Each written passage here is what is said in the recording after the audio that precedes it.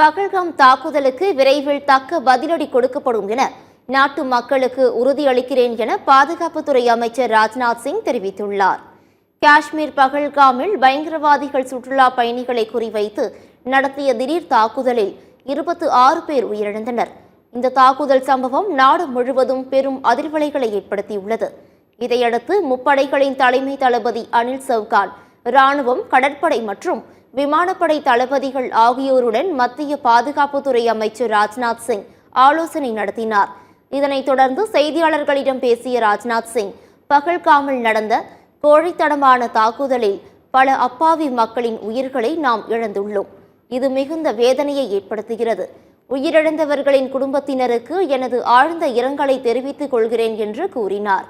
பயங்கரவாதத்திற்கு எதிரான இந்தியாவின் உறுதிப்பாட்டை நான் மீண்டும் வலியுறுத்துகிறேன் என்று தெரிவித்த அவர், பயங்கரவாதத்தை இந்தியா சகித்துக் கொள்ளாது என்றும் கூறினார்.